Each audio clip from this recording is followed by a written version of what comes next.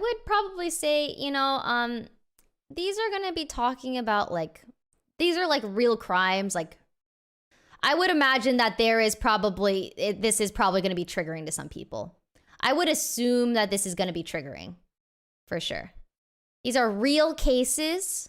This is real. These are real people and real crime that has happened.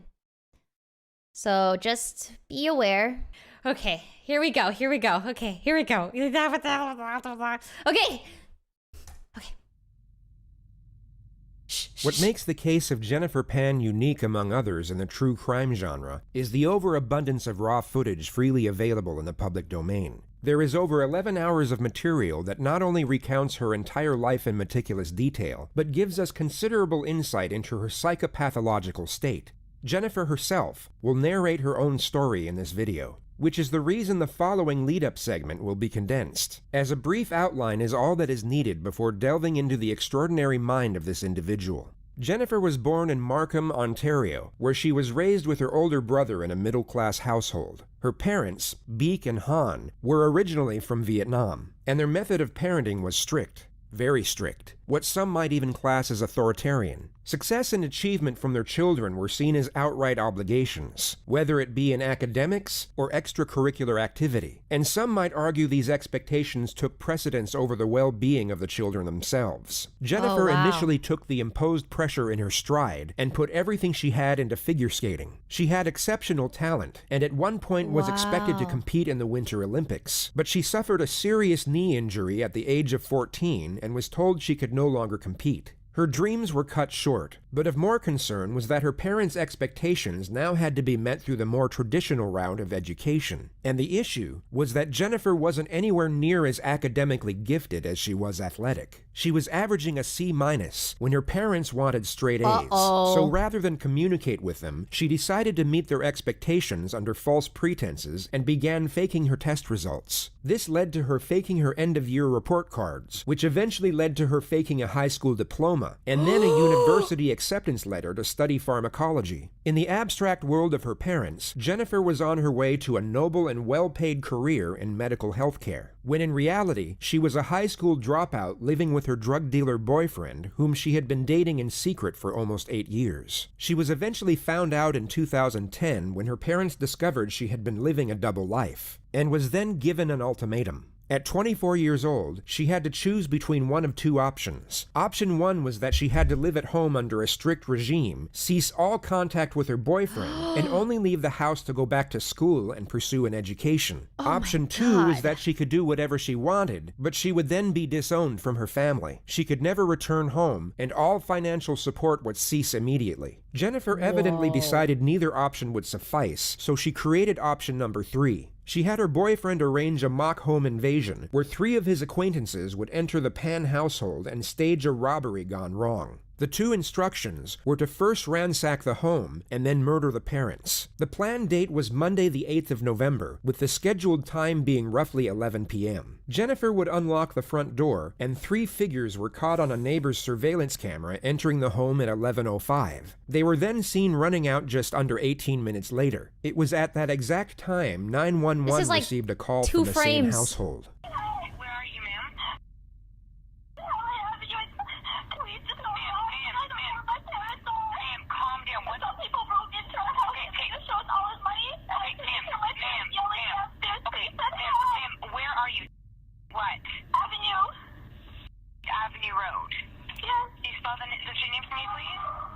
God, 1P.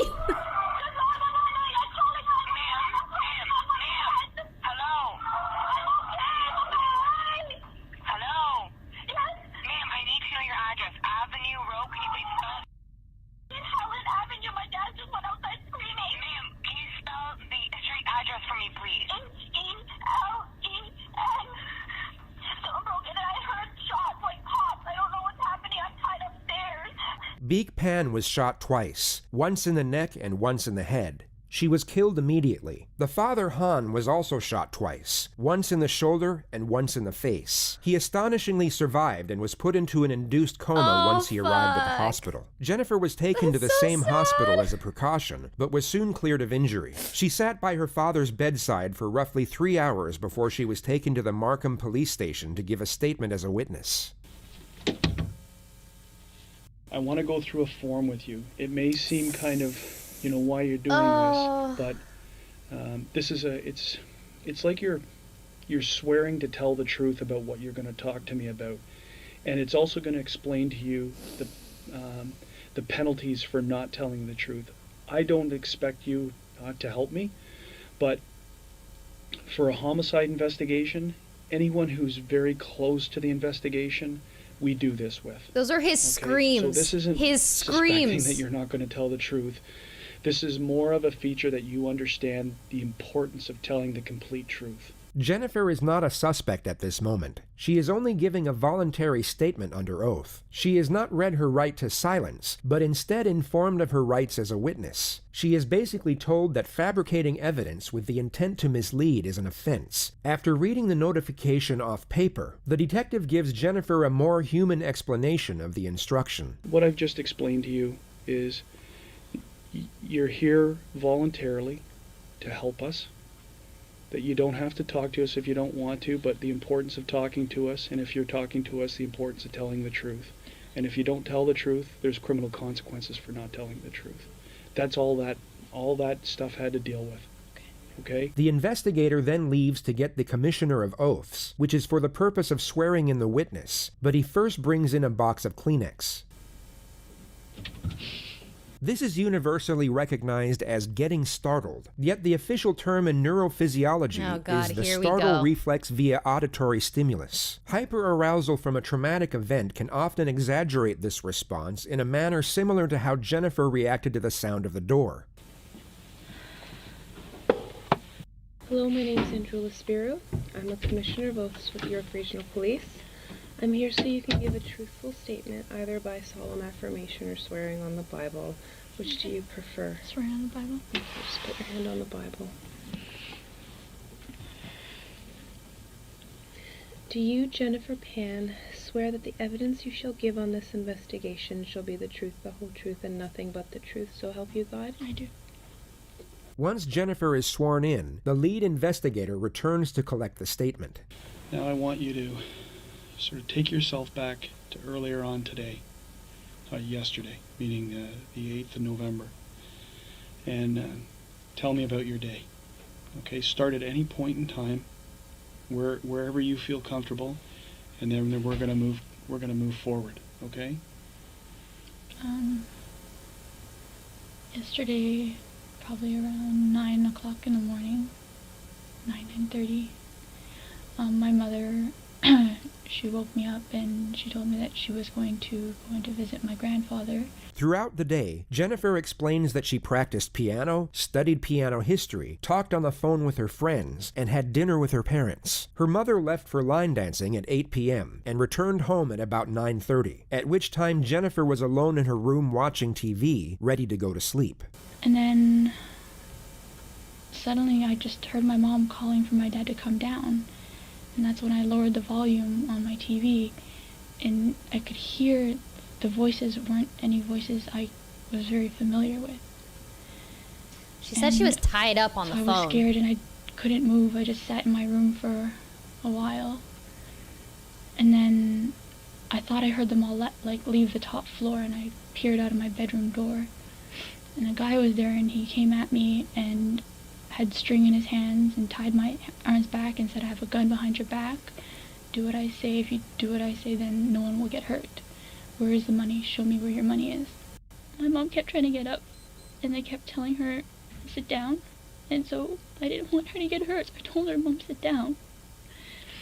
They were trying to find her wallet, but her English isn't good, so she kept saying purse. They kept pushing her down onto the chair. Okay. Take your time. Take your time. All this is very important, so take your time. Jennifer's nonverbal communication up to this point has made sense, and the reflection of her mother's last moment seems to push her over the edge. It could be assumed the detective still considers Jennifer a victim at this moment, but in the next moment, he will start becoming suspicious. They kept all the lights off on the main floor. The only time there was light was when they opened the fridge door to see if they could find where my mom's purse was. In the fridge? Take yourself back to a moment in your life when you have been overwhelmingly upset about something, and at the same time were trying to explain to someone why you were upset. You wouldn't quietly and reservedly convey the events. You would likely blurt them out in a forceful and disordered manner. Your sole focus would be on processing your thoughts and conveying them into speech. The emotional turbulence of severe hysteria and grief makes it very difficult to convey thought into actual dialogue, and the simple wording of a sentence becomes very challenging. Jennifer seems to be more concentrated on how she's being perceived, yet finds her words easily and executes her sentences perfectly. One of the gentlemen asked my father if he had money in his wallet and where his wallet was. So they took me, because I was next to the stairwell, they took me up the stairs to show them where my father's wallet was. But I didn't know. They had turned the room upside down. I didn't know where his pants were at that time. The intruders retrieve $1,100 from the master bedroom and then tie Jennifer to the upstairs banister. Next thing I know, I think I heard my parents going down the stairs, and my mom was asking them for me to come with them. They wouldn't let me come with them. And after they said, the last things I heard them say was, "You lied to us. You lied to us." And then I heard 2 pops. My mom screamed. I yelled out for her. And a couple more pops.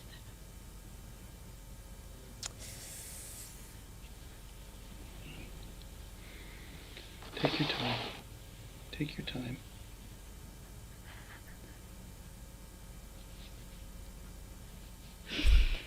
And I think I heard my mom say or moan or something, and then they did one more before they left, and then one of the guys said, "We have to go now, it's been too long."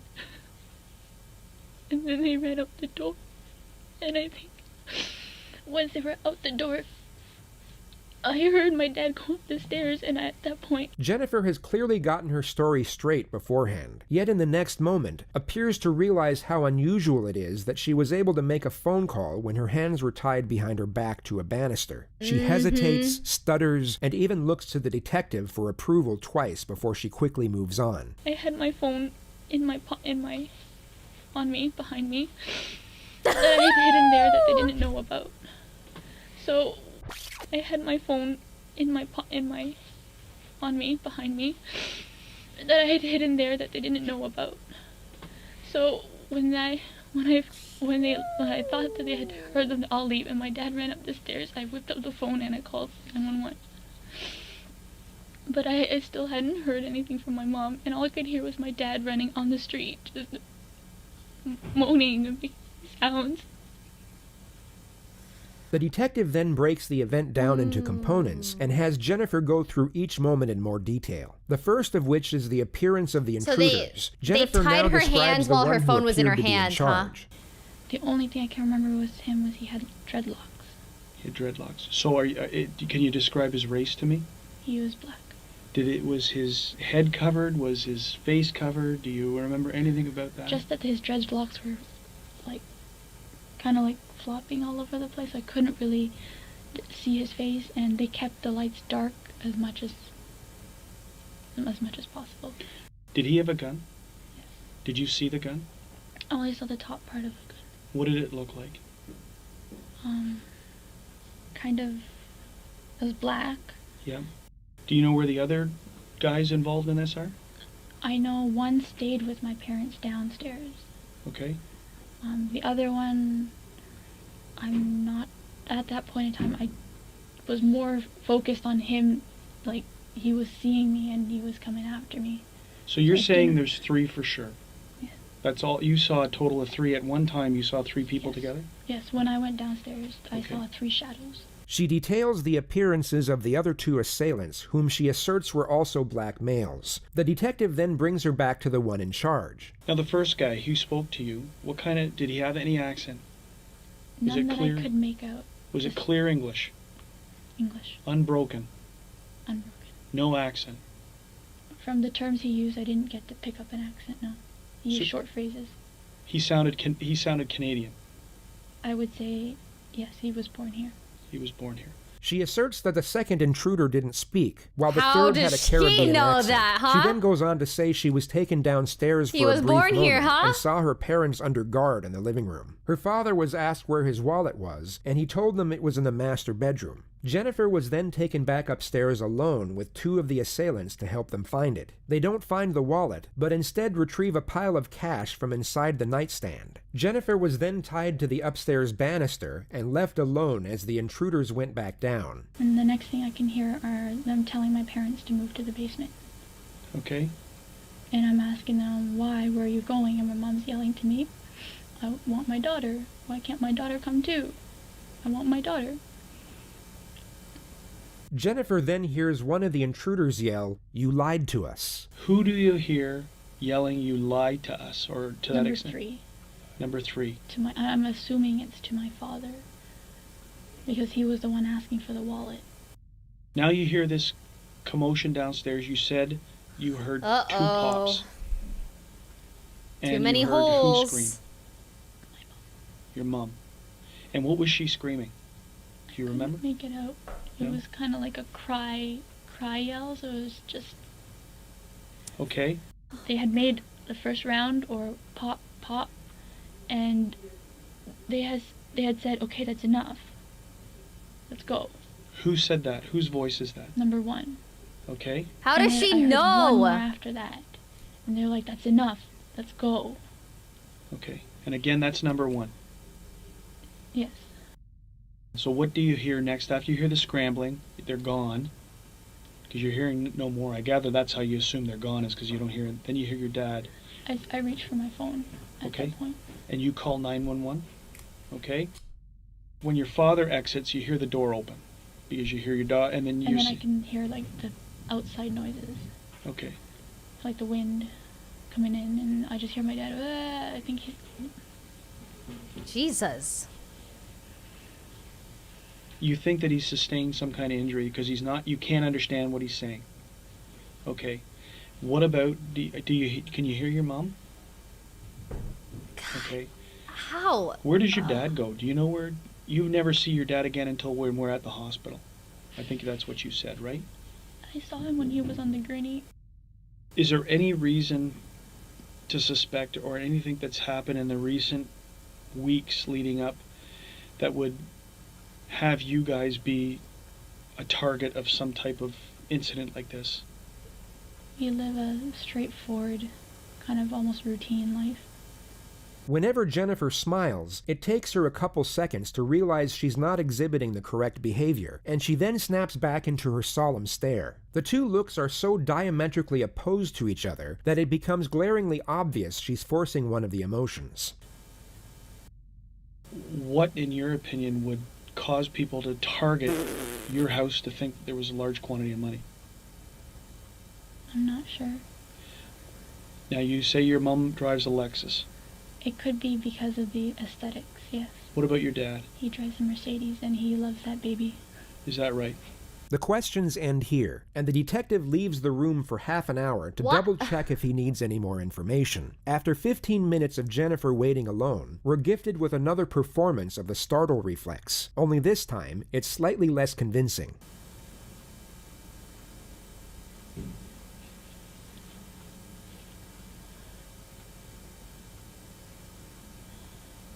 If investigators were certain of Jennifer's innocence, this would have been the first and last time she would have been questioned in such a manner. Police are extremely careful in how they involve victims in investigations as to not cause further unnecessary trauma. But on this particular occasion, it would come as no surprise that Jennifer's psychological well-being was of less concern. She was officially still a victim and witness, but unofficially a leading suspect. She was called back in to give another statement just 2 days later at 9 a.m. She was told the reason was to collect more details, but you'll notice that the line of questioning and the answers they attain have little to no use for anything outside of Jennifer's culpability. The actual reason for this second statement is to collect further information to use against her at a later stage. In this interview alone, they already start the process of cross-examination and start to catch her out in previous lies. Jennifer is still a witness at this moment, and the exchange is void of any direct confrontation. Yet she is still put under a modest amount of pressure, and the holes in her story start to become ever more apparent. Uh-oh. Take that first interview that we had, which was, hours after what had transpired, put it aside. It's almost like we've never spoken before, okay? So we're starting afresh. We're starting from new. That way you're not going to say, I think I already told him that. Don't worry about what you've already told me. Do you, Jennifer Penn, swear or declare that the evidence that you give in this investigation shall be the truth, the whole truth, and nothing but the truth, so help you God? Yes. We're going to see if we've learned or if you've remembered anything else. And there's some questions with respect to that statement that I'm going to ask you about, okay? But I'm going to let you start again, and let's move forward from any time in that day where you want to start. If it's the time you woke up or if it's the time that your first interaction, it's your choice. Okay, I'm very nervous, and I Why are don't you? remember Why are you nervous? Why are you Tell me about why nervous? you're nervous. because I don't want to say the wrong things. Because that day was a lot. You're right. And I've been scattered, and so bits and pieces are here and some pieces aren't here, and I'm just... So I want you to sit back in your chair, okay? Just sit back in your chair, take a deep breath, okay? Close your eyes, just follow my line, just sit back in the chair for a second, sit back, relax as the best you can, close your eyes, and just breathe for a minute, okay? She doesn't look very relaxed.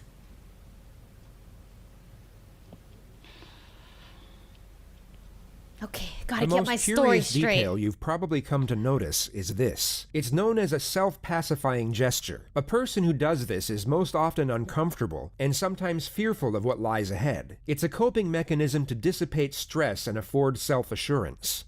What I can remember is when I woke up, had some breakfast.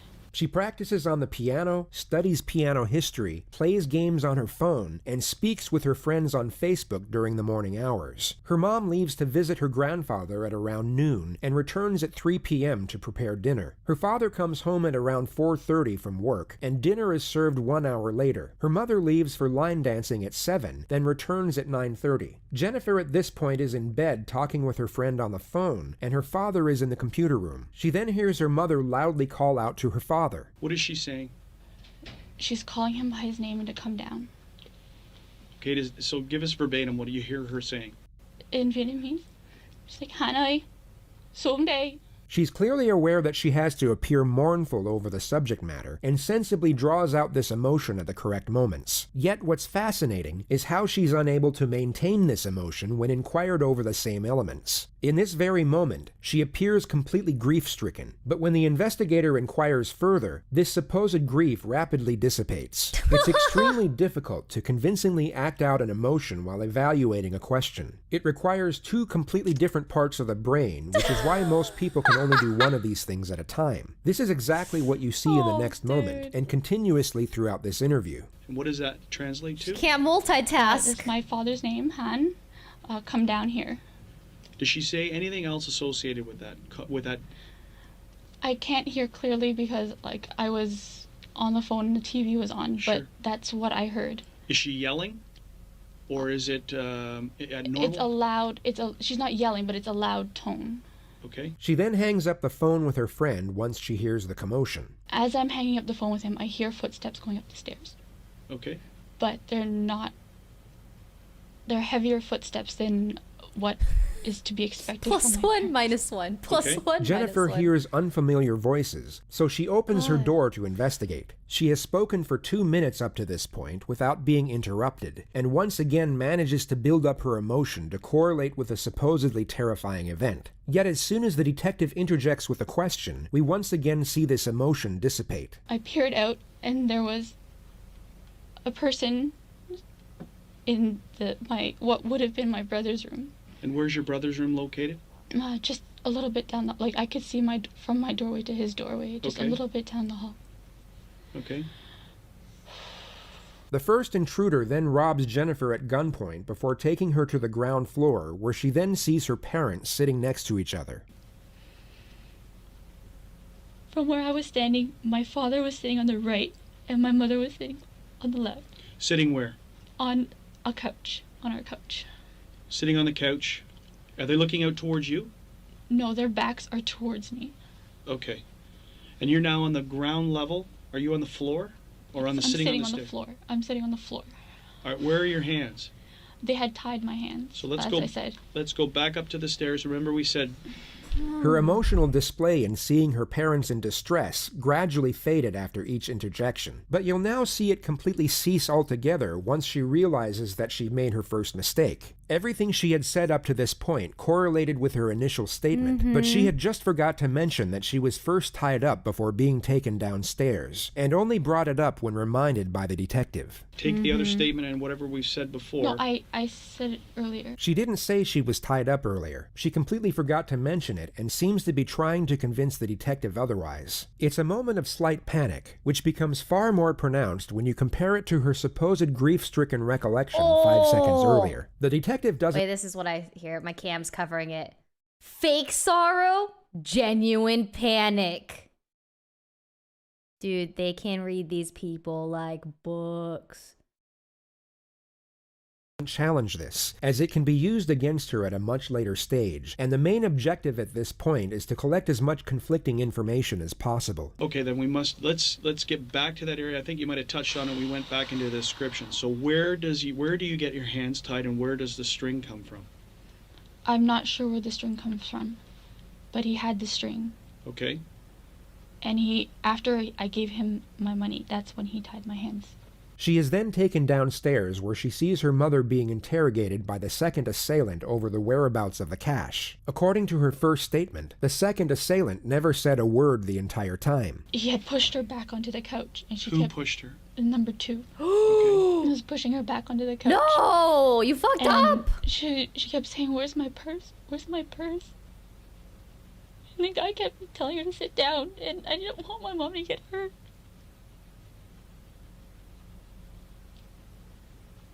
How many times does she get up and get pushed back down?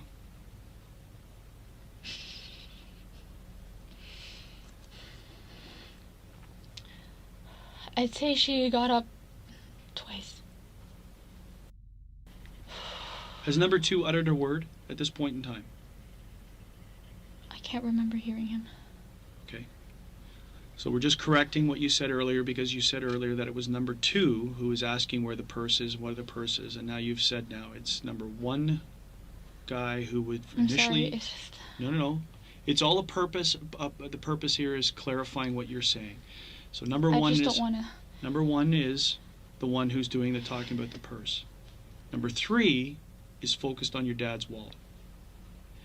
Okay. Jennifer continues to make contradictions and is forced to correct herself multiple times after she notices the puzzled gaze from the detective. He inquires over the appearance of assailant number 2, who is wearing a hoodie according to the first statement. Do you get a good look at number 2 now of what he's wearing? All I could tell was he had a vest, and his face was like a long oval face. He had a vest? No, hoodie. Okay. Dark hoodie. Okay. Did you see them recover anything inside your mom and dad's room? Oh shit. I did not see anything, no. Are you sure? Because when we spoke the last time, there was some mention of some other money that went missing.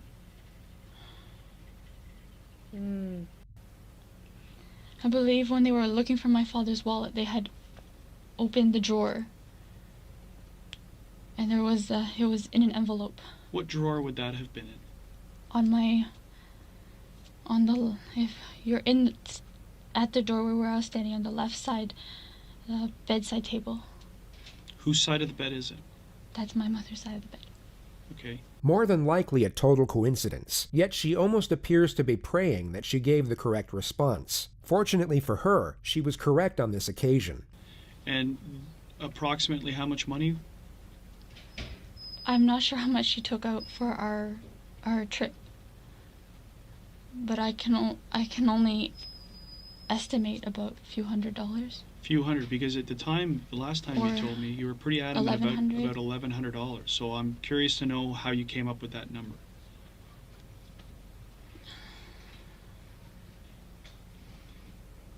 I believe because when we were at the border, we stopped at the duty free. My mother was deciding whether to use her U.S. currency or her U.S. currency or her Canadian currency.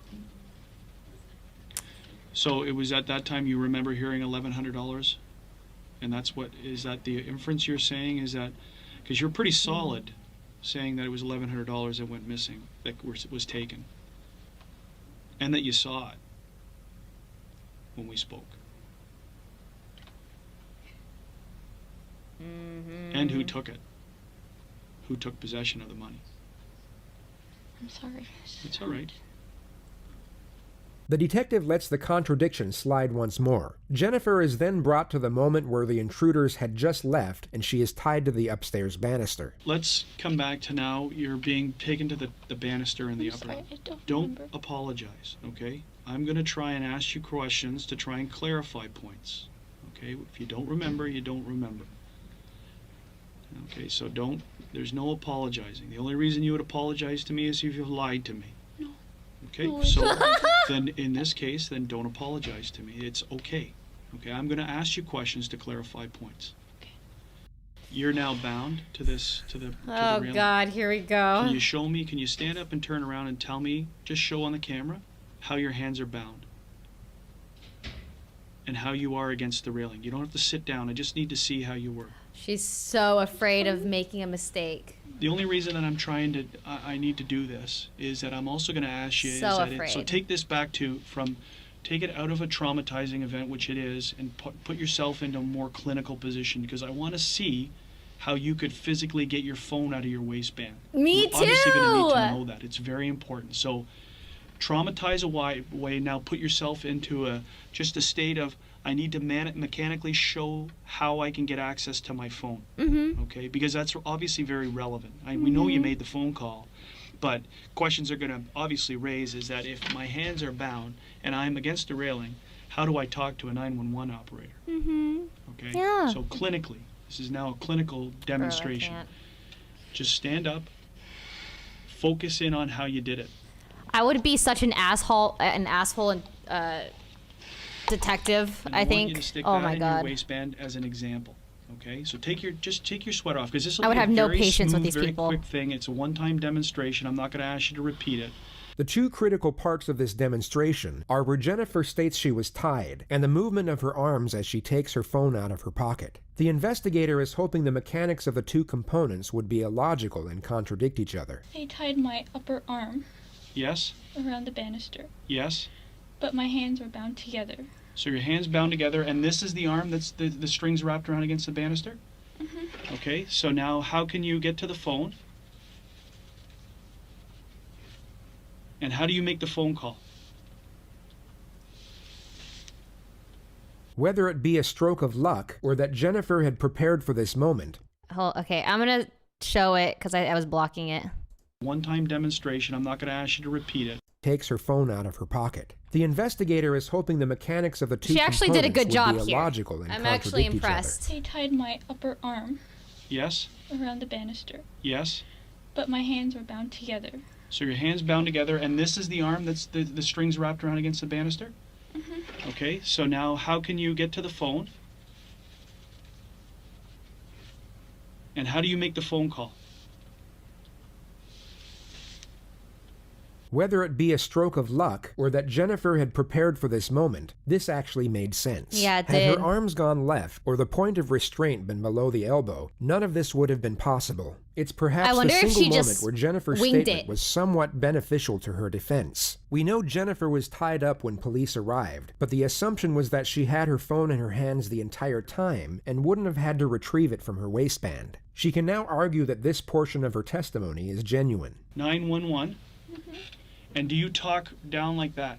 Yes, I'm yelling at the phone like this. And how can you hear? I turned the volume on max. Yes? So that's exactly the way that you're talking to her against the railing? Okay, that's good enough. Sit down. Jennifer is then brought back to Wow. the moment just before she heard the gunshots. At this point, I started hearing my parents get up. And they're moving. And my Oh, mom's God. yelling, "Where's my daughter? I want my daughter. Where's my daughter?" And I'm yelling, "Mom, I'm here." Here. I- Jennifer, I take think the she's Kleenex sad out of pure guilt. and just Wait, do you Take think a she's minute. guilty? Like, feels guilty for You'll what she notice did? that she doesn't wipe her eyes or blow her nose, just buries her face in the tissue, which the detective later testified remained completely dry. Oh. okay. Oh. So we're now down in the basement. They're down in the your parents are down in the basement. I heard pop. And then my mom, -1. I heard her squeal. Multiple pops occur thereafter before she hears the intruders leave through the front door. Once the door closed, I heard my father. He ran up the stairs and all I could hear was moaning. Yeah. Once I heard him starting to move, that's when I pulled out the phone and I was trying to call 911. This is untrue. She only realized her father was alive midway through the 911 call. And in that exact moment, you can actually hear genuine fear in her voice compared to her fabricated panic the moment before. Some people broke into our house and paid us all his money. Ma'am, where are you? What? Avenue Road. Yeah. Can you spell the name for me, please? Dad?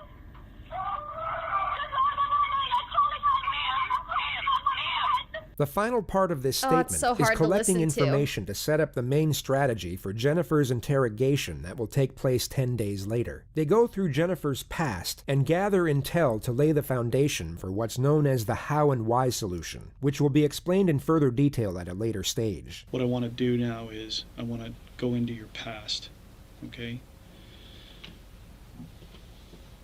And start talking about things that have been going on with you.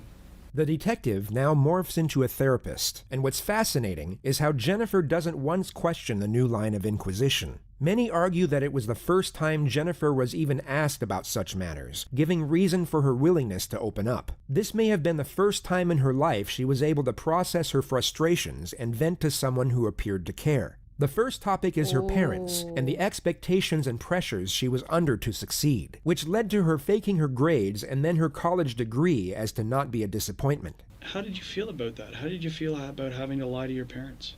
I felt guilty, but every time I tried to bring it up, there was just so much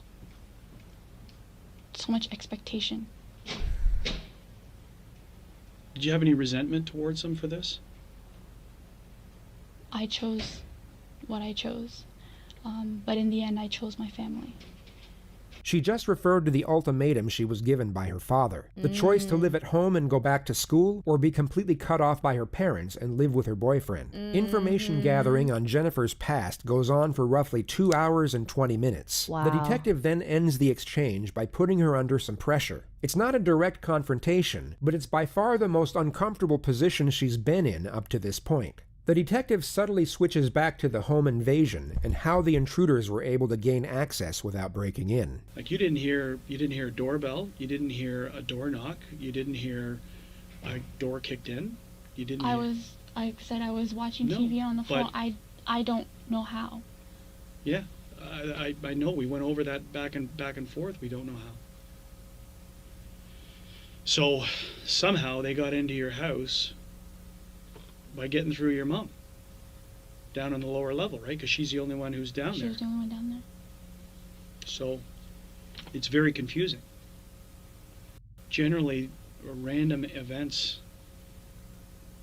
are not, in most cases, random. There's a rhyme or reason why they've come to your house. But from what you've told me inside the house, the only thing that you hear them saying to you is they're looking for money. They're not looking for a specific quantity of money? No. So you're telling me that you had no involvement in what happened, meaning not saying how the outcome came, but you had no involvement in any type of illegal activity that would have drawn you or the attention of you to have bad people come to your house looking for large sums of money. You're not involved in this any which way. Because the question obviously stands, Jennifer, is you're upstairs and they're downstairs. Right? So it's a natural concern when, why would they leave you alone? Why would they not do the same to you? Yeah. Why did they let her live, huh? Make sense of that! You can't answer that question? Answer it! The only thing I can say is he said I cooperated. But I asked him Not good to take enough. me. The number With one my guy? mom. The number one guy said you cooperated. Okay. Who's to say this whole thing isn't a lie? That what you're telling me is a lie? Because if you are lying, it's the most cold-blooded thing that I have ever faced in my life.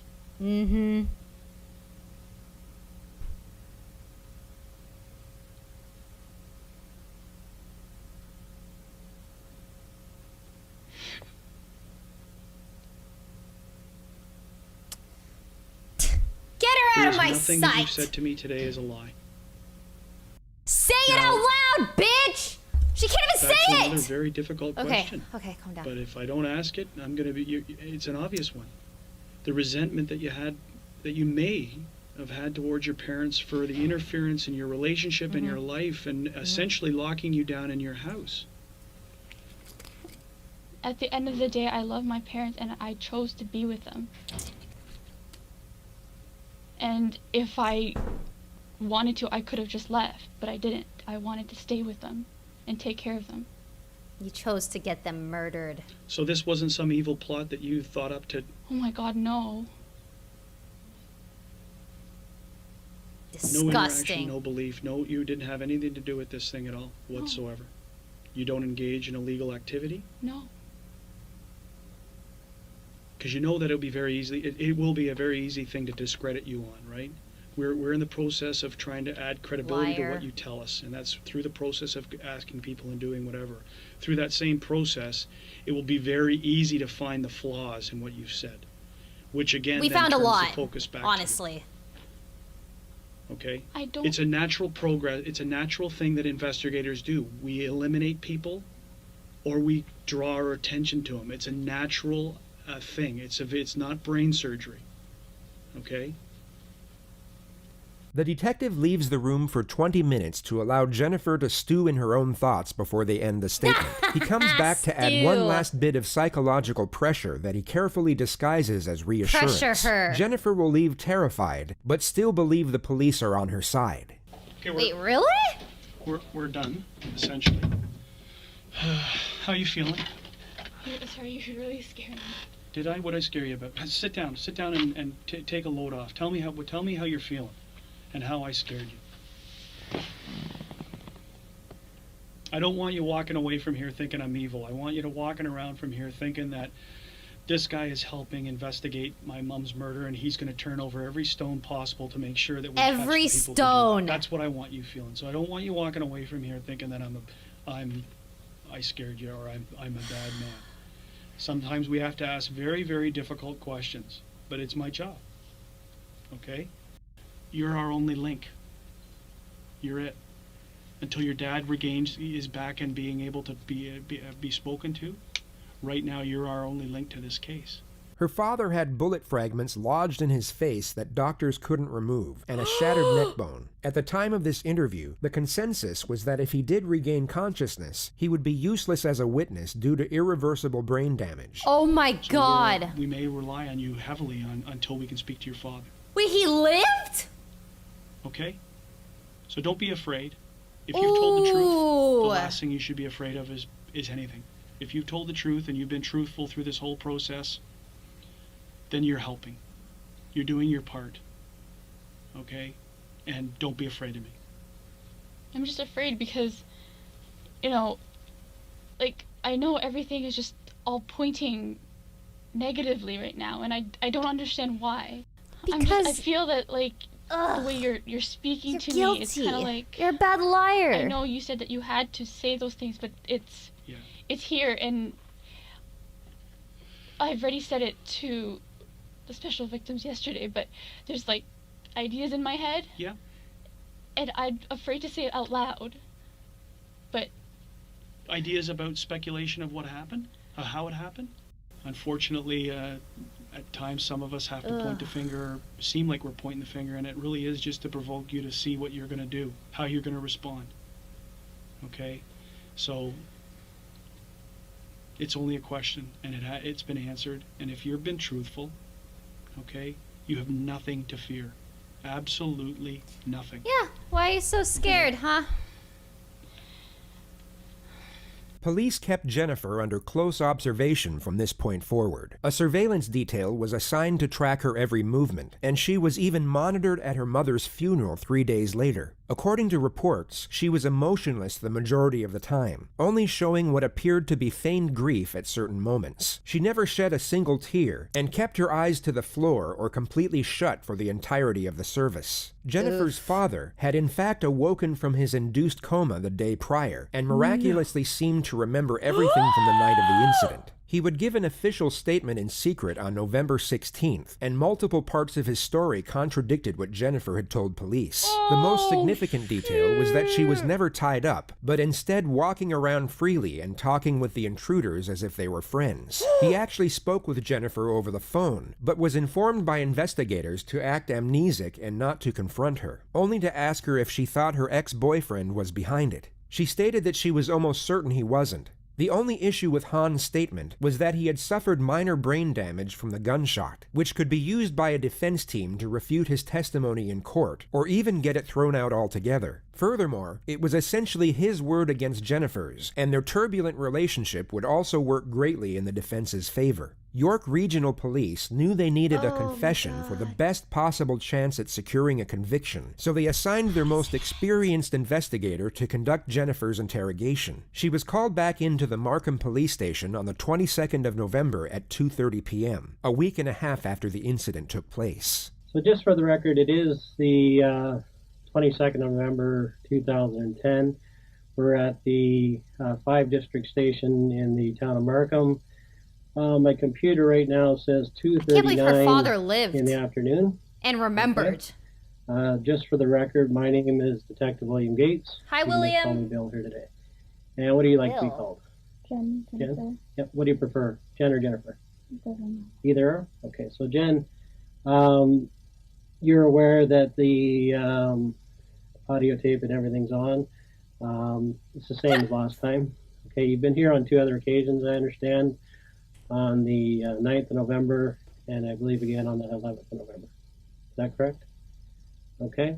And do you know why we're here today? Boy. Just to discuss stuff. Yeah, regarding what? Your crime. Your crime! So what happened at my home? Okay. And as a result of that home invasion, your father and Pam was actually shot, and your mother, Becca Pan, was actually killed. Is that correct? Yeah, you'll have to speak up a little bit just so I can hear you. Sorry, yes. Okay.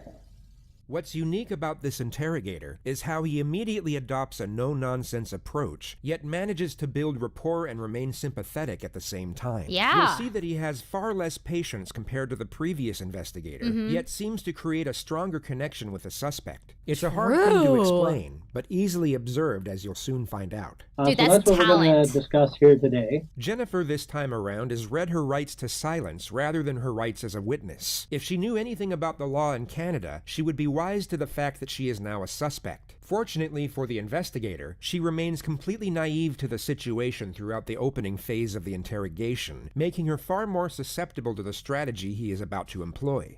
Okay, just hold on a second. Okay, we're having technical difficulties here.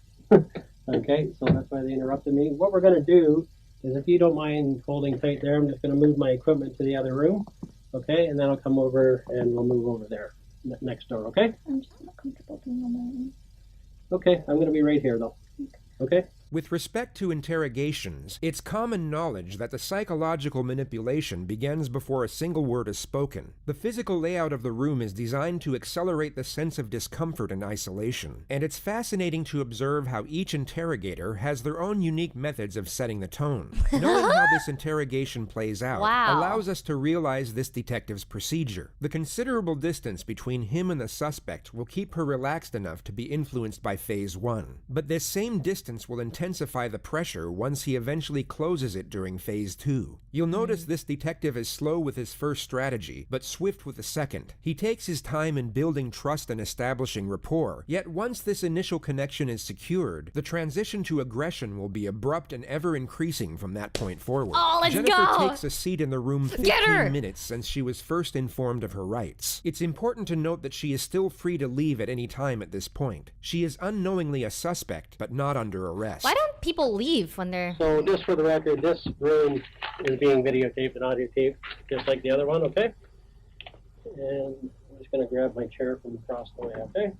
Okay. The detective goes through Jennifer's history of teaching piano and her earlier years of high-level figure skating, which was cut short due to injury. If you didn't get injured, would you still be doing it? Yeah. Okay. So that's nice. And did you, as far as that, did you do like competition skating or? Okay. And how did you do with that? I wasn't at the top of the pack, but just the middle average. Yeah, so that's good though. But you did actually enjoy it. It was more than just going for competition. You enjoyed actually doing it. I was petrified of the competition. Okay. All right. Do you have any students right now? Or? No. Okay. And why not? The students I were teaching, they went to high school and lost interest. Okay. Yeah, too big for piano. Yeah, I took it in grade school too, but I think I went to grade 7 in it, I think. Like when I was in grade 7, I stopped taking it, but I still remember Swans on the Lake. I know how to play that, that's about it. The detective then goes through Jennifer's work history as a server before touching on her future plans in education. Jennifer mentions that she plans to go by her parents' wishes and pursue a career in healthcare, at which point the primary strategy is initiated: the how and why solution. The detective gradually begins to shift the blame away from the suspect and onto another set of circumstances that prompted the suspect to commit the crime. He starts developing a theme that will afford her a psychological justification in doing it, and this theme will be further established as the interrogation progresses. It starts off subtle so that she remains oblivious to the agenda. Now, if you could pick any job yourself, I'm not talking about anybody else, but if you could pick for yourself, what would it be? I'm going to be a piano teacher when I come home. But in the daytime, I'd like to have a simple, maybe like a lab technician job, just work 8 hours a day, and then come home and teach piano. Okay. This is an answer the detective was hoping for. Jennifer's preferred career choice is at odds with what her parents wanted, so he now builds on the concept of the overly controlling parent and the unfair limitations it causes the child. He then links this concept with the subject of Jennifer's boyfriend and how she was kept from seeing him. Now, eventually you were discussing Daniel. What happened with that relationship? I hid it from my parents at first. They didn't agree with me having a boyfriend. Okay. And once they found out, they didn't like the fact that he was of mixed race. Okay. And they told me to stop seeing him. Okay. And you didn't like that, did you? How did that make you feel? How did it make you feel, Jennifer? Just what, Jennifer? He was the person who just filled an empty void. Oh, he filled a void in you, huh? So very important, huh? When you broke up, you felt the part was missing? Is that what you're saying? When they first told me to stop seeing him, stop talking to him, I felt like a part of me was missing, and I fell into a little bit of depression. Okay. How did they find out? One day when my mother came to pick me up, she saw me with him. He had dropped me off. Okay. Dropped you off. At Pacific Mall, and my mother was coming to pick me up from Pacific Mall. Okay. And somehow they saw each other, I guess? Oh, my mother saw me hugging, kissing goodbye. Okay. That gave it away. What happened next then? I tried to bring him home. My mother at first was like, bring him home, let us meet him. And when I brought him home, they automatically didn't like him for some reason. Okay. And that's when they told me to stop seeing him. Okay. So you were told to stop seeing him. So what happened then? At first I stopped for a while. But like I said, I just felt really empty and I felt just depression, and I started talking to him again.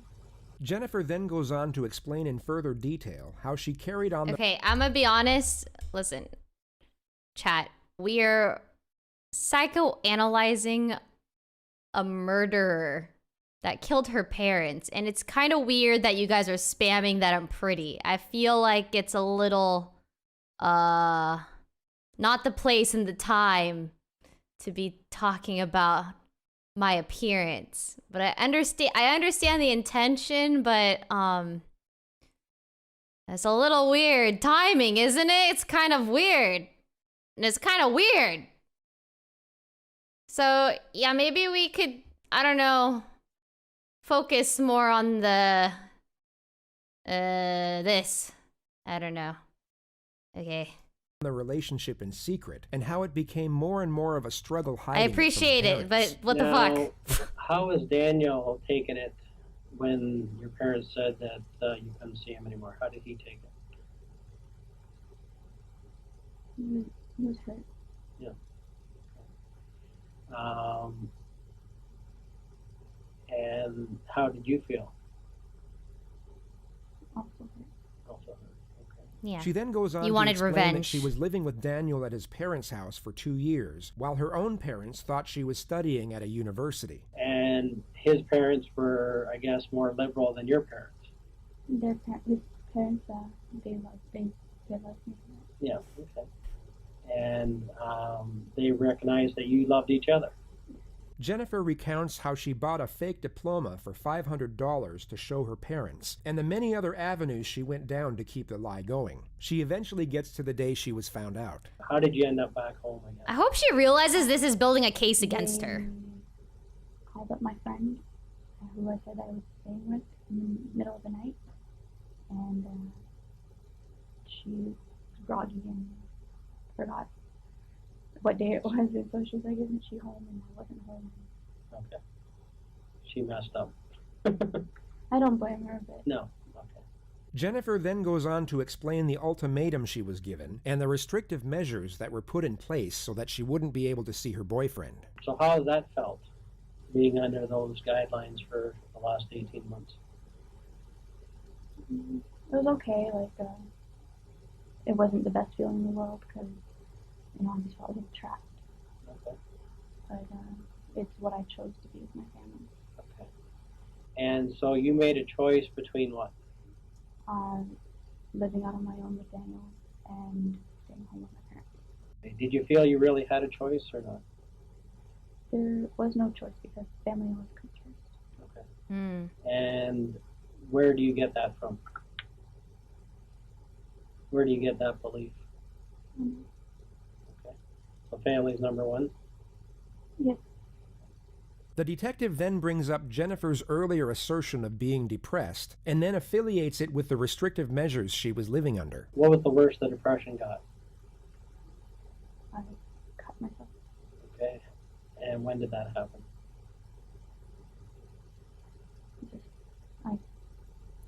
Where did you cut? On my wrist, and once people started noticing, I'd hide it other places, but never twice in the same spot. So how many cuts do you have on you? Now, none. None? They've healed? Okay. And did you want to kill yourself? Yes. Jennifer asserts that she tried to kill herself when she was 19 by overdosing on sleeping tablets. She also states that her self-harm was a distractor from the pain and frustrations she was going through. Did you ever feel that they expected too much of you? How so? Comparisons to other people. Aww. Okay. So who would they compare you to? Like classmates, clubmates, cousins. Okay. And so some of them have been successful recently? Yeah, her foot's wildin'. Okay. And what did they say to you? Is that Morse code? With her foot? Okay. So that's pretty hard, right? Hard to take for you? What I've heard all my life. Nothing. Okay. Did you ever feel like, I know you're smart and they believe you're very smart, but did you ever Girl, feel you weren't as smart? she as built they a thought case they against were? her by admitting all of the I get that things. feeling. Like Yeah. there's clearly resentment and Pretty reasoning. tough to live up to their expectations. Okay, like Idiot. your dad ultimately would like to see you be like a doctor. Those were pretty high standards. for Yeah. High anybody. standards, huh? Not everybody can be a doctor. Nope, not everyone. Okay, but they may have acted like you could have done it no problem. Their expectations were so high that few people would be able to reach that expectation. I'm not just talking about you, I'm talking about anybody. And it started at a young age. Oh, God. The detective further explores the stresses of living with overly strict parents, and Jennifer explains in Yeah, further she's detail nervous the 'cause way she's a she would criminal. cope, which for the most part was She's lying about guilty. her grades and living a double life with her boyfriend. How did it feel having to lie to them all those years? It's really hard. Yeah, so you didn't want to lie to them anymore, huh? You took them out! They always look down and disappointment. I'm sure there were days when you actually planned that this is the day I'm going to tell them, and then you just couldn't spit it out. The opening Couldn't spit it strategy of out. the how and why solution has now been executed. A connection has been attained, and the desired narrative established. The next phase of the interrogation is about to commence, which is first set up by a two-step strategy. Step 1 is to induce fatigue. Step 2 is to induce fear. It's time. Now, when's the last time you spoke to your dad? This morning just to see if my brother had made it into school. And what have you and your father discussed about this case? He just asked me if Daniel was behind it. Okay. And I told him I don't know 100%, but I don't think he did. Okay. Why would he ask that?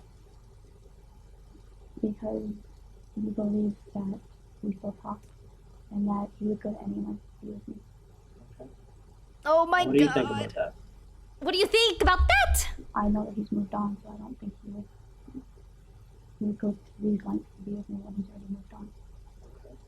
The detective has They're Jennifer still go through the dating. entire incident once more, but unlike the first investigator, offers no reassurance nor consolation. Jennifer starts fake crying again, yet this time is given no tissues to wipe away her No non-existent tissues! tears. Bitch. Now, do you think there's any reason why they tied you up and didn't tie your parents up? What? Why? Huh? Why? Huh? Why? Huh? Why? Huh? You know. Does You that know seem why. odd to you? Why does it seem odd? Because I was away up here separated from him the whole time. And does it make sense that they would leave a witness behind That doesn't make sense. if they were going to kill somebody? Does that make sense? It doesn't make sense. I guess Just No, thinking make it about make sense. Would it make sense for somebody that was going to kill somebody to leave a witness behind that could describe them? Does that make common sense for killers? it's not. It doesn't. What do you mean you guess? It doesn't. What do you think? Mhm. Do you think that was a mistake they made then? I don't know. They kept saying that they're running out of time, and it just. Doesn't take a long time. It doesn't to kill take somebody. time to kill you, does I it? don't know.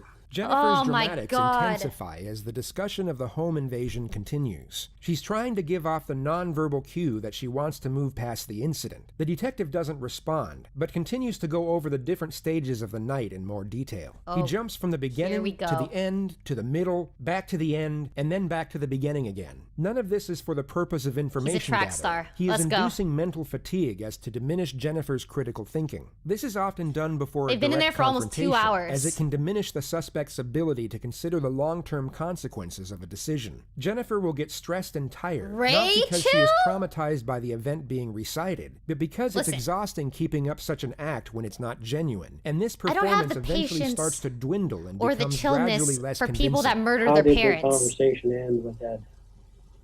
I heard my mother calling for my father. Okay. She's a liar. And then what? She's a terrible person. Okay. Yes, we're doing it. Okay. Okay. When you went to chill, bed, was your mom no home more yet? yelling. Okay, I got you. I got you. Home and I went down. I told Ed I'd be right back, and I went down. I said hi to her, and I went back up to my room. Okay. Were you injured at all during the whole process? Not really. Okay. Not really anything? Step 2 of the confrontation setup will now commence. The detective employs It's what is fear known time. as the futility technique. He will tell Jennifer that he has an abundance of resources at his disposal, and even fabricate much of what he asserts. He's indirectly telling the suspect it is useless to resist due to the overwhelming evidence against her. Now, it's time. The reason why I'm here today, okay, is that I'm an expert, okay, He's really in good. what we call truth verification. I talk to thousands of people, okay, and I Very basically know when somebody's not being straightforward with me, okay. I can tell by the language they use, how they answer the questions, their body language, how they treat the question, that something's wrong here, okay. This doesn't make sense. The detective then gives Jennifer an 8-minute narrative on police tactics and forensic technology, some of which is embellished, but for the most part true. He then asserts that police are able to use infrared satellite imagery to see the occupants inside a household. This is entirely false. She was playing with her hair And that whole time. basically, if people are moving around in a house, it's like an x-ray, okay? And basically we're able to tell, you know, are those movements, are those actions, that number of people consistent with the story that we've been told? Are the people in the positions that the witnesses are telling us they were in? Or are they different? Okay, and if they're different, why are they different is what our question becomes, right?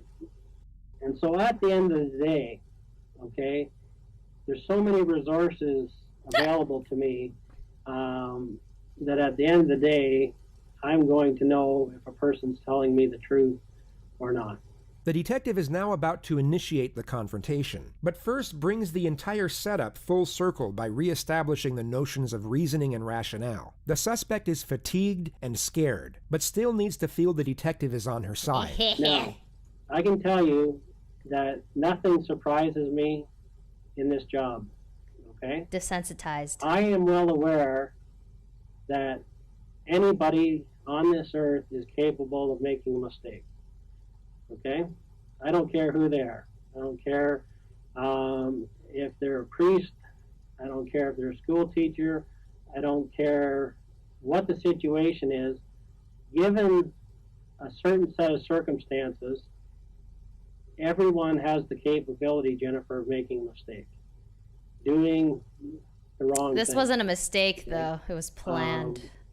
The key, though, when I talk to people is when they made a mistake, okay, that's one thing, right? The key is to not keep making the same mistake.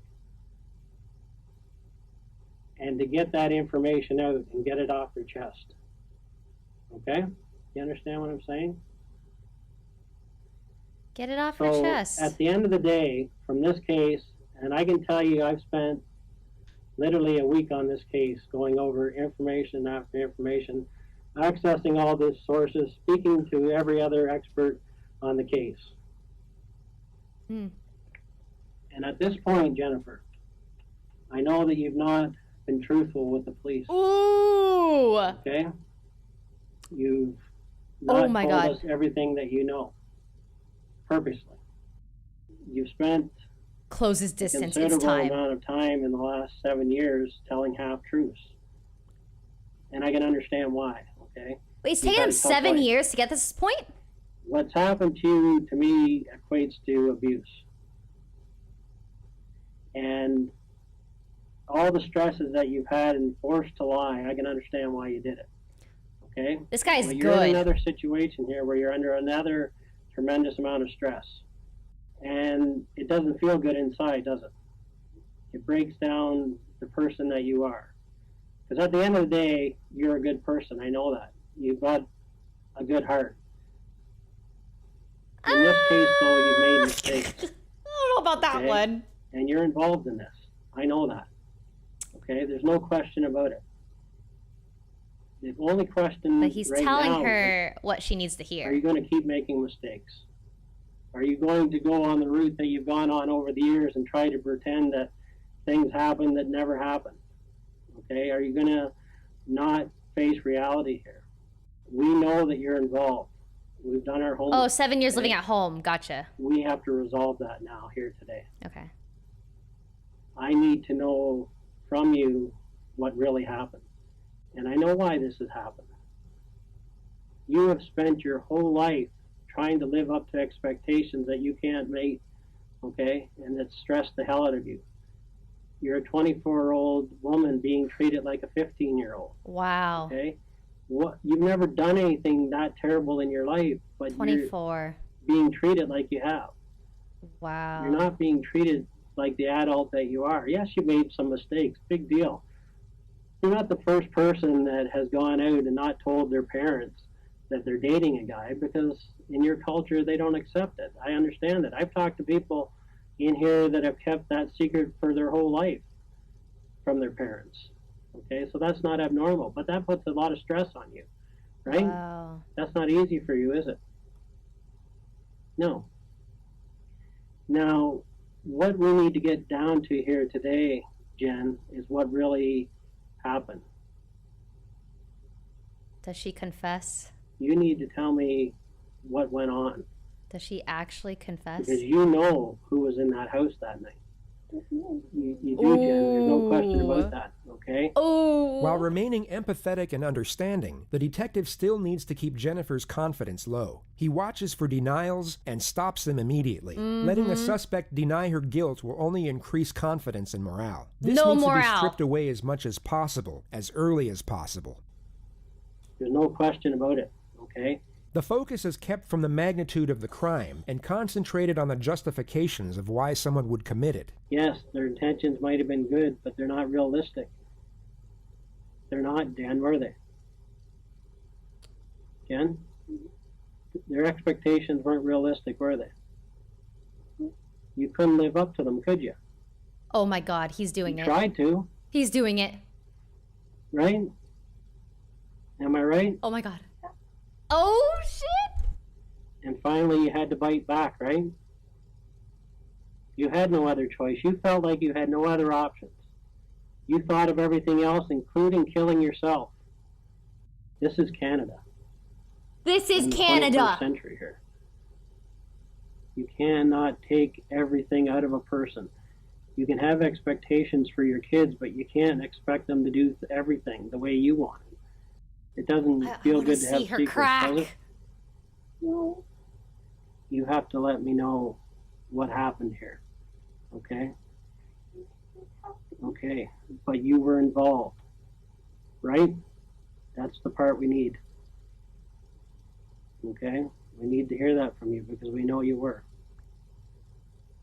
The detective appears to be getting nowhere, so he now lowers the gauge of admission. A confession to a lesser offense is far easier to attain, but once it is attained, can be used to build on the more damnatory elements of the case. You'll also notice that he uses broad terms that infer guilt, yet don't directly accuse Jennifer of murder. You knew before that night that this was going to Wow. happen. I'm going to make that easy on you. That's a true statement, right? You knew before that night that they were coming, right? Oh, she's tired. Jen? not worth it anymore. 3 hours in It's there. hurting you. She seems to be on the cusp of giving some form of admission, yet wants reassurance as to what it means for her own sake. She asks this question 9 times throughout this interrogation. It's one of the few things 9 investigators times? can't actually lie about, as it's been used countless times in the past to get a case thrown out under misdirection. They can avoid the question, yet they can't afford any false promises with respect to sentencing. I need to know the details. I can't even say. Just a crumb. A But crumb. I can tell you one thing is that we already know, so you can't change that.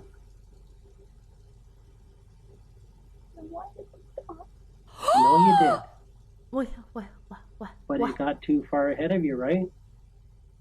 You didn't think this far ahead, did you? No response. But once they started, once they came in, you couldn't stop it, could you? Oh, Could you? shit. Jen? Hmm? I know. Why didn't they stop for you? Oh my. Hmm? Wait. She and. They were. I don't know. Oh. But you were part of the planning, right? You have to tell me that part, and then we're going to work through it together. Do you know what I'm saying? You didn't want this. You wanted to stop it. You have to prove that to me now. Because at the end of the day, we have to stop this from happening to someone else. Right? Jen, we're going to have to deal with it one step at a time, okay? I'm going to be honest with you. Oh my god. Her stress is on a whole nother level. A crumb. And then you and I are going to work through this together. Because the most important part of this whole thing is that we do the right thing for your mom. Right? I am her voice right now. I'm working for your mom. That's my job. Aww. And I have to get to the bottom of this for your mom. Appealing to compassion isn't necessarily uncommon when the crime is first-degree murder, yet it can send a mixed message when a justification for the crime was a focus point early on. The detective takes his chance with it, which at first appears to work. Jennifer initially responds in a poignant manner, but you'll soon come to notice that her empathy, alongside her concern, is solely focused on herself. But we got to start. True. She only cares about herself. I don't know at this point. Selfish. Okay, because I don't know what you're going to tell me other than that you were involved. But I need to hear it. What this all was a last-ditch effort to live your own life, to be your own person, to make your own decisions. Look at all your friends. Look at all the people around you. Does anyone else have a curfew for 9 o'clock at 24 years of age? You had no choice here, Jen. I know that. 3 hours.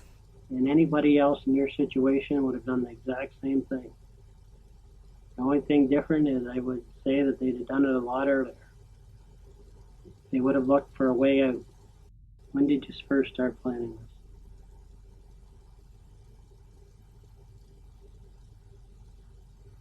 When was the final straw? What was the final straw? So that's what this is all about. The ultimatum. You want to be a good person here? Jennifer knows exactly what questions to answer and what ones to ignore. Yeah, she's Anytime hanging a on. question is non-incriminating, she gives a response. Yet when they are incriminating, she remains silent. She is no doubt feeling the pressure, but still very aware of the situation and the potential ramifications of her words. Okay. Yeah. And Yeah, you know she's- when a she's good person hanging in makes there. a mistake, they have to face that mistake, right? Right? What do you think should happen? I don't know. You're going to prove to people that you know what the right thing to do is. That's what is going to happen. That's what your mom wants right now. She's watching us here. She's wondering, is Jen going to make the right decision here? Is Jen, after all of this, Wait, gonna she come out on doesn't care top about what doing her the mom right thing? thinks. I'm here for you, Jen. I'm here for your mom. Oh. Oh, God. What happens to her? Well, you have to tell. It's one of those situations. You know what? We know that what you did, okay? But you have to be able to explain to me what happened, okay? I can't tell you what's exactly going to happen to you. You just have to be brave here. You have to be brave.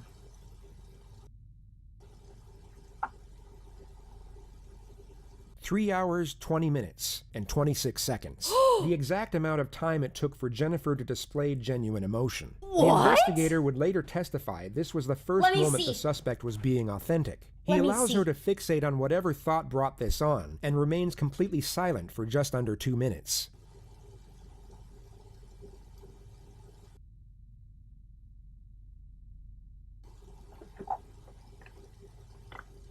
Sorry, aren't you?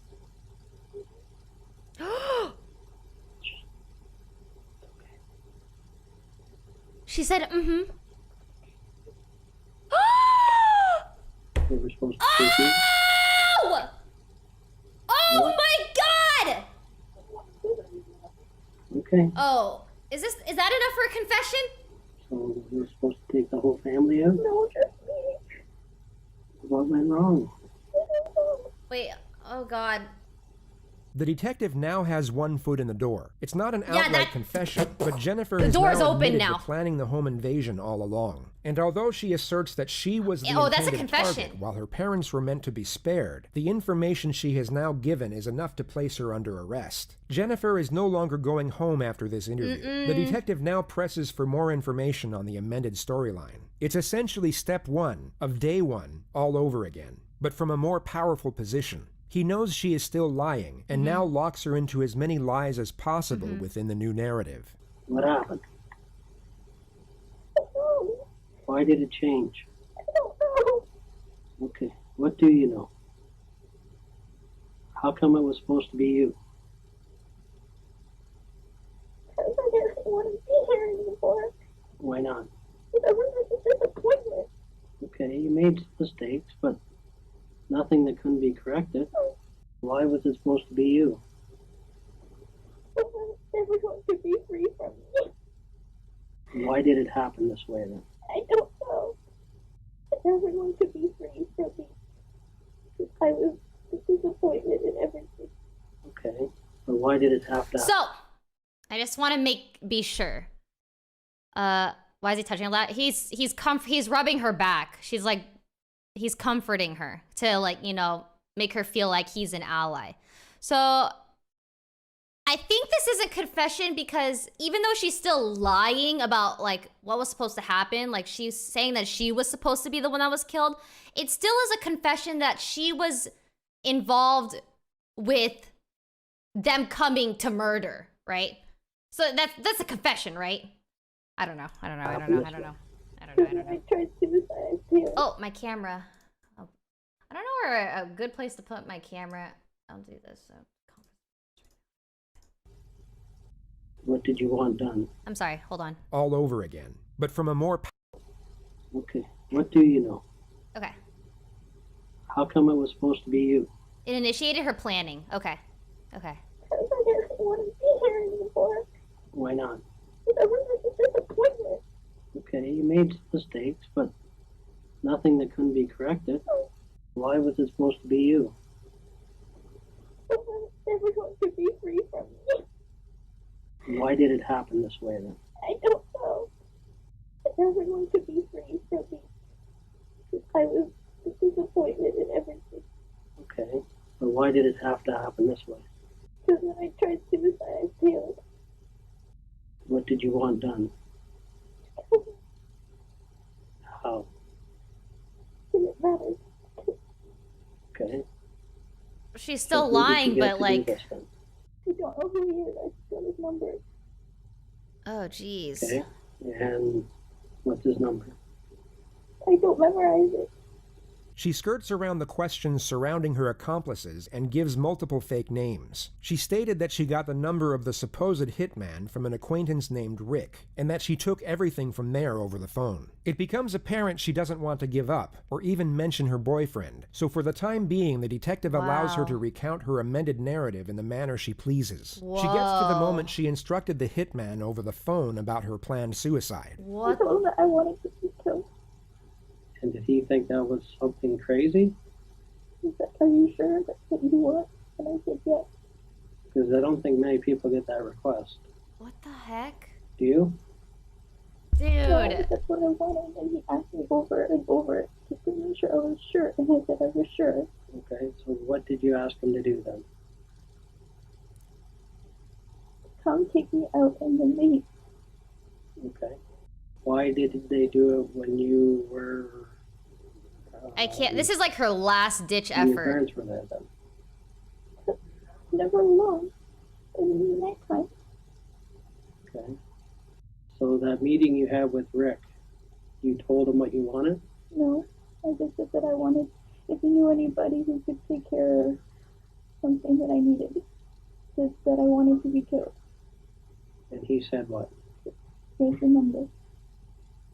Did he have the number with him that day? What? Yeah. It just doesn't make sense. What did he say he would do? It doesn't make He sense. just like, "Let me take care of it. Let me do me." So your specific request to him was what? Yeah, he just did that for free, huh? Make sure you kill me. So he does come into the house, and you're the obvious only young girl there, right? Okay. When he came to your room, what discussions did you have with the guy that came to your room? The real discussions you had, not what you told us. Where was the money? And I showed him where the money was. Okay.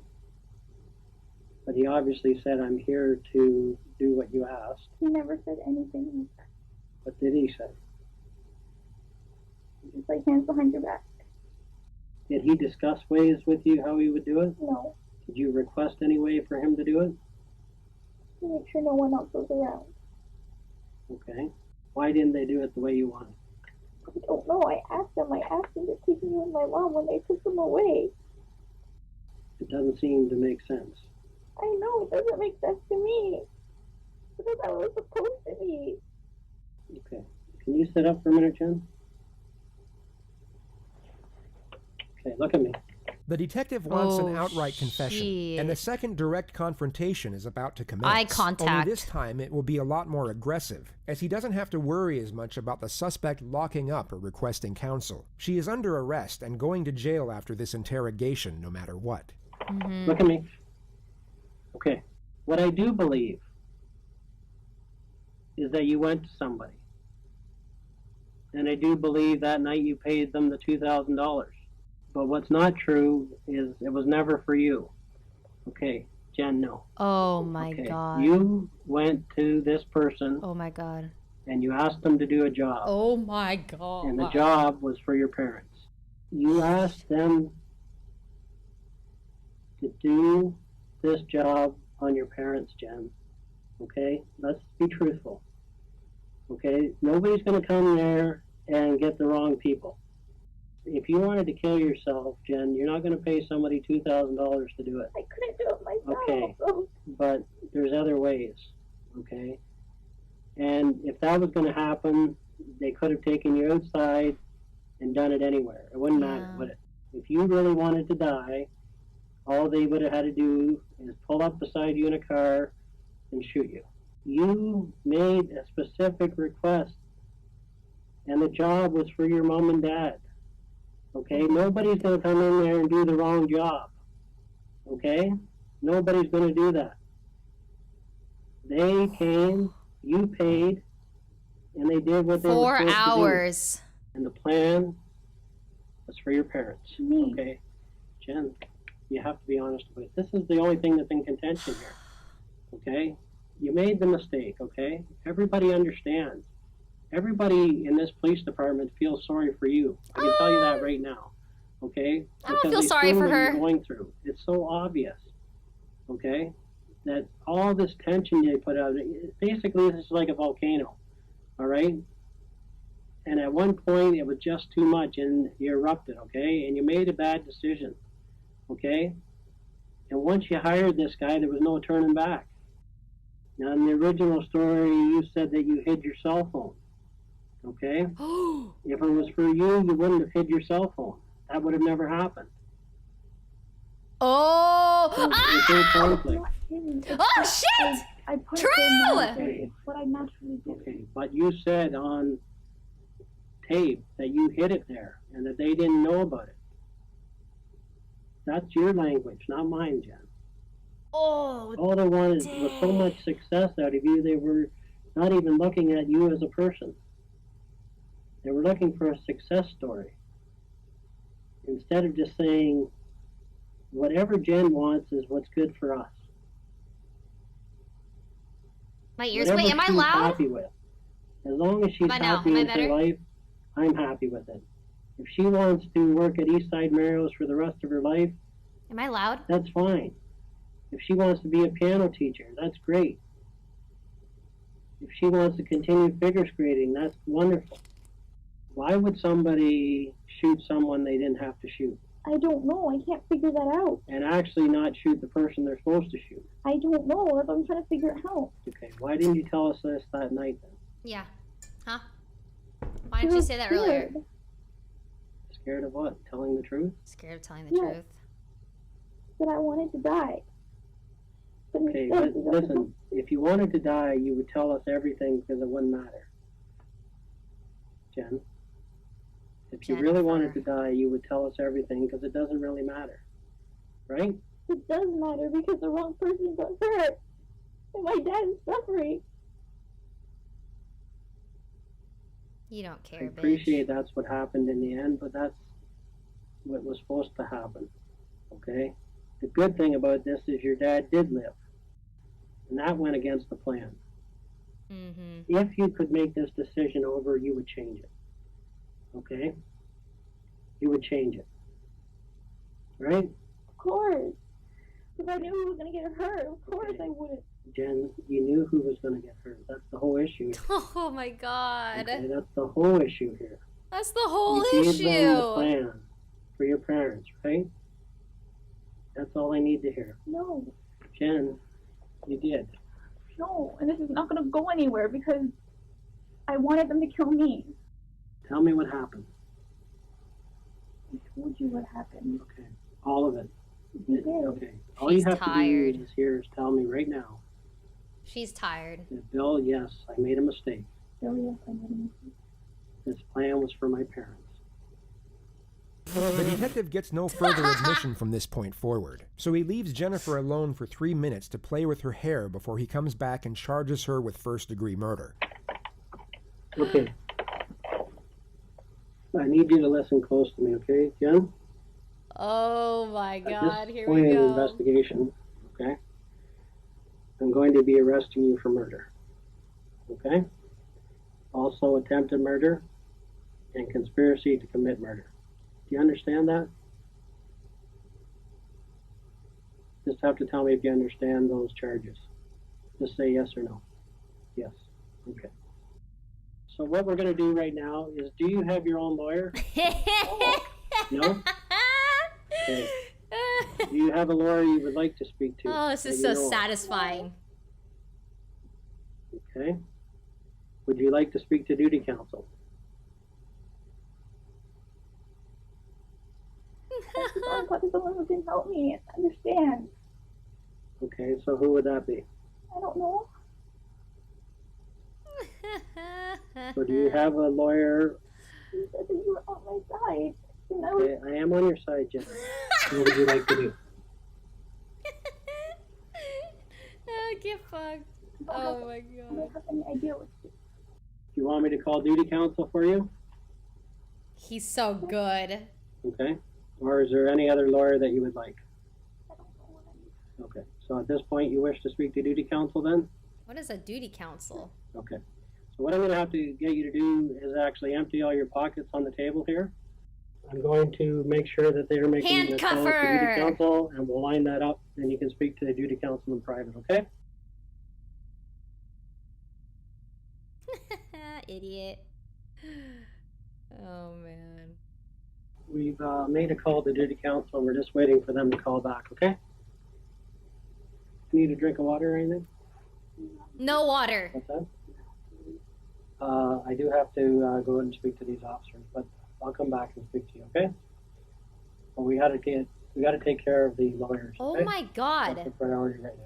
Okay? He did such a good job making her feel like he was an ally that she still wanted him to stay. The next time Jennifer would see this detective would be when he testified at her trial. It began on the 14th of March, 2014, and Jennifer pled not guilty to all charges. Her interrogation tape was one of the more damning pieces of evidence put forward by the prosecution. Yet the most damning were the 116 text messages between her and her boyfriend in the 6 hours leading up to the murder. They thought using burner phones to communicate would cover their tracks, yet forensics were able to uncover the entire discussion just 1 month after the incident. They spoke in detail about how the crime would be carried out, and it was enough to convict them both, as well as each of the intruders who were linked to the crime via DNA evidence and witness testimony. They were all found guilty of first-degree murder and given a life sentence without the possibility of parole for 25 years. Jennifer Pan is now 34 years of age. She is currently serving her sentence at the Grand Valley Institution for Women in Kitchener, Ontario. She will be first eligible for parole in November of 2035.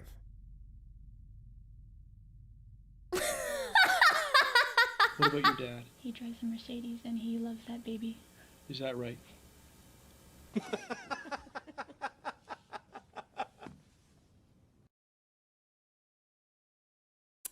They really added that in there, huh? I am shocked. Oh my God. I can't believe they used burner phones and they found the burner phones a month later. That is so cool. Oh my gosh. Wow, I am just... Dude, okay. These people think they're so smart. They think they're getting away with stuff. But I feel like forensics people, the FBI, detectives, interrogators, all of that, they've seen all of this so many times. They're actually professionals. It's so cool. Wow. Idiots.